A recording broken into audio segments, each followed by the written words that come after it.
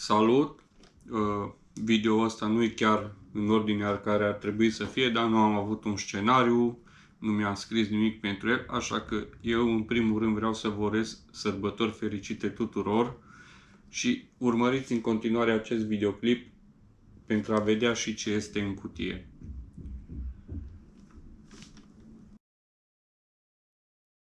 Aștept de ceva timp să deschid această cutie.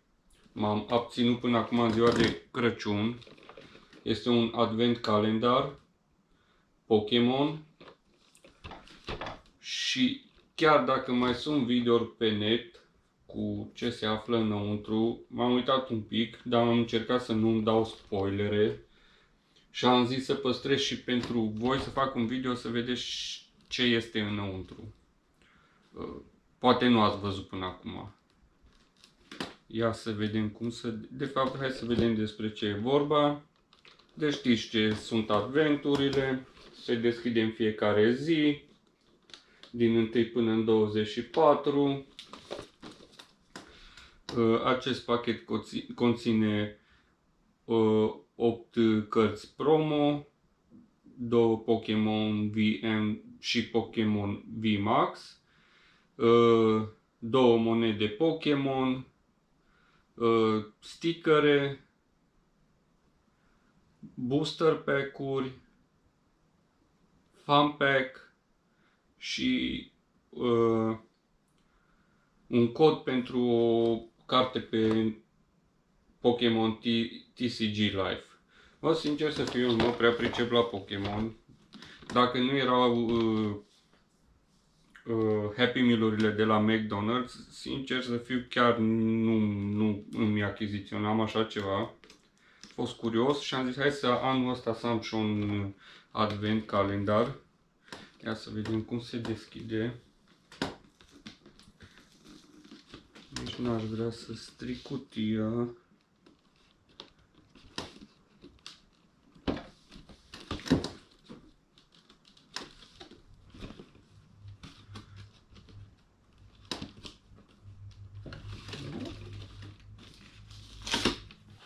Așa.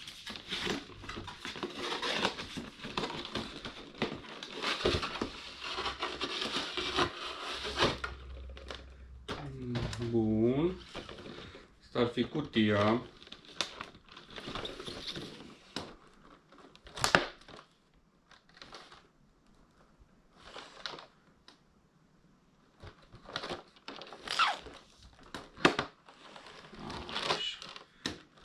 Văd că este și cu un pic de defect. Câteva din zile au fost aproape deschise. Cred că cel mai bine ar fi dacă aș întoarce camera și să vedeți exact ce este înăuntru. Bun, ia să vedem și ce avem în advent, ziua 1. Eu sincer să fiu, nici nu le știu deschide.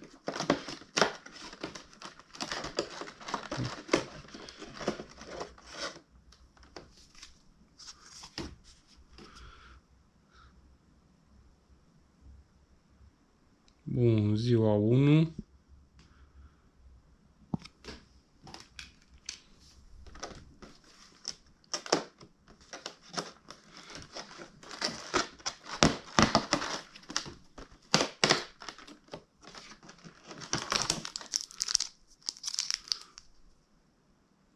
Un booster.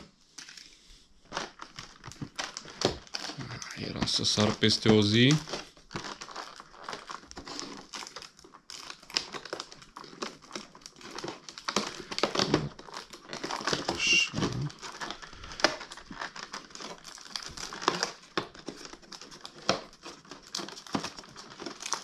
Avem noi aici. Ce greu e de scos.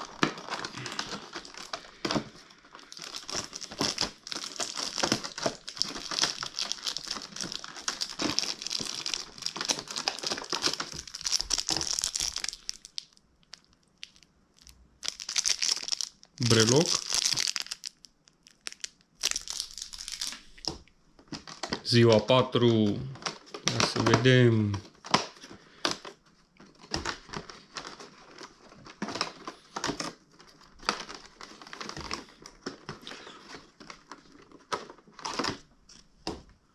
Încă o carte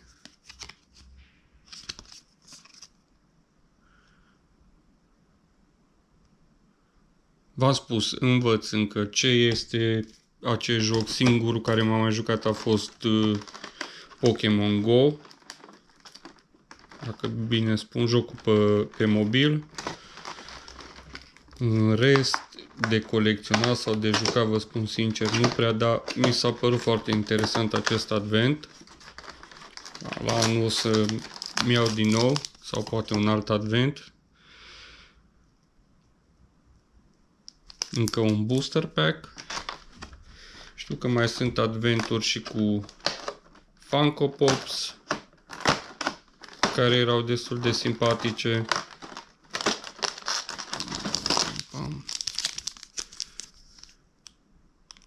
Fun pack, sincer să fiu, nu știu ce e exact acest fun pack, o să caut. Ia să vedem.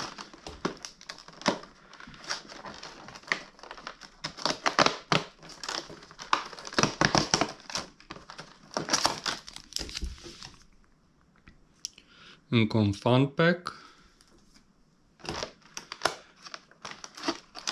Opa, era să sar peste o zi. Suntem la ziua 9. Mai aveți răbdare, dacă aveți răbdare.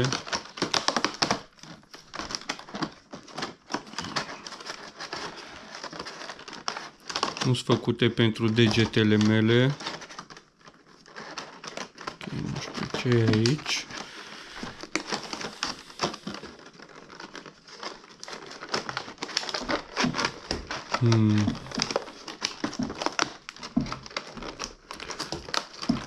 Cred că o să strig mai tare cutia.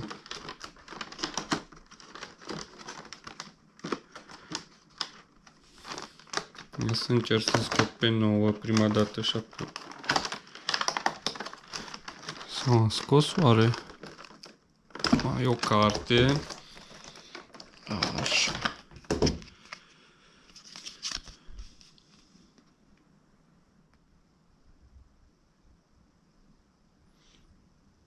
Bun, am avut o mică problemă tehnică cu camera. Încerc să mă obișnuiesc cu ea și cred că era mai bine să mă antrenez înainte să fac acest video cu ceva shorturi. Bun. Ziua 11. Continuăm. Suntem la jumătate cu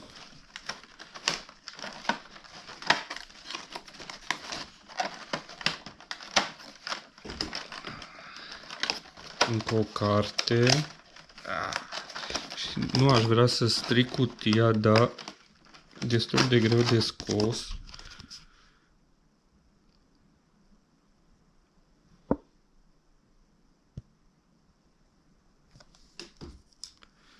Calyrex. Ziua 12.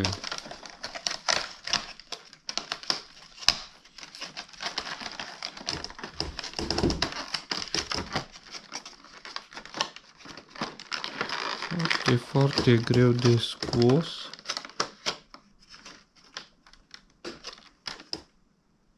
Ok.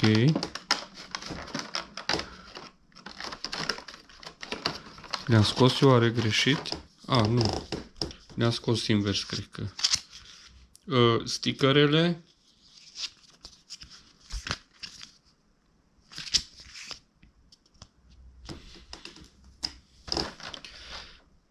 Ziua 13. Nu cred că vedeți până acolo. Trebuie să-mi caut un loc mai bun pentru filmări. Cu un booster pack.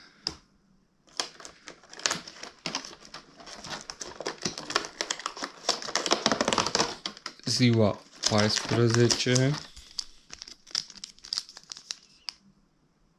Brilliant Stars. Fun pack.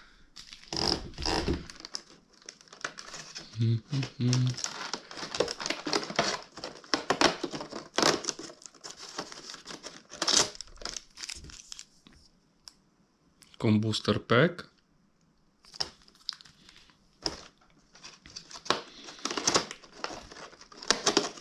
Deci eu să am de deschis la booster pack-uri, la pachete de cărți. Cred că este iar o carte și o să am îndoit-o. Foarte greu de scos, deci chestia asta chiar nu-mi place, așa de greu de scos. Lapras.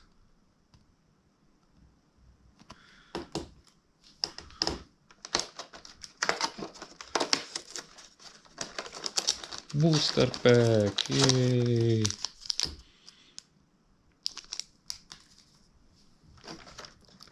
Ziua 18. Asta iară va fi mai greu de scos. Să le trimit o sugestie să facă mai mari găurile astea. S-o rupt. Nu stres. Că nu știu la ce se folosesc jetoanele acestea. Tot am zis că mă uit să văd exact cum se joacă. Dar nu am reușit, nu am avut timp. Uite, pot face și așa.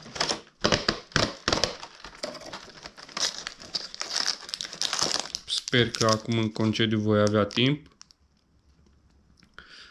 Încă un fan pack. Mai știu exact câte au spus că sunt 3 fan pack-uri. Ziua 20.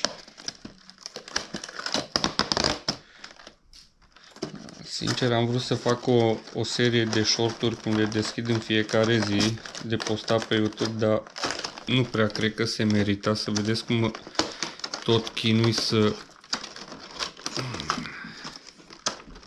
le scot. Deci chiar foarte greu de scos. Nu am ce face, numai să stric cutia. Este încă o carte. Eu cred că e făcută special pentru România, de calitate mai slabă, cum se spune.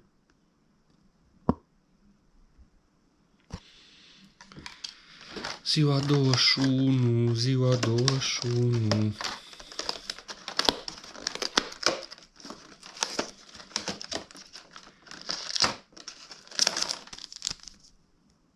Fan pack. Se pare că am greșit. Sunt mai multe. 22.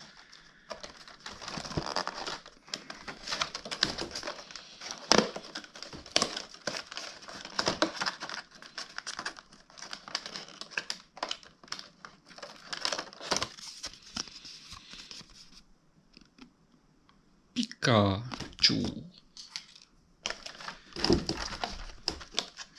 Ziua 23.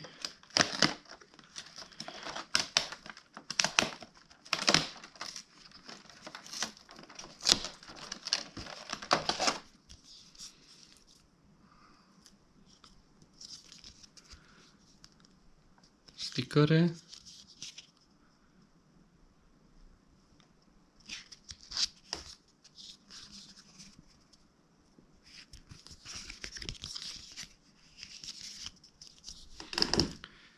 Ziua 24.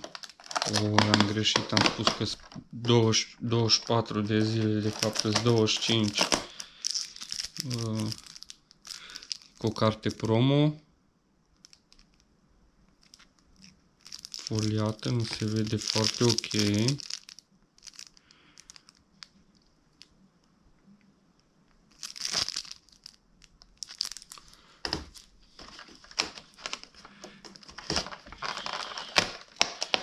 Ziua 25, de fapt, da, în 25 vine Moș Crăciun.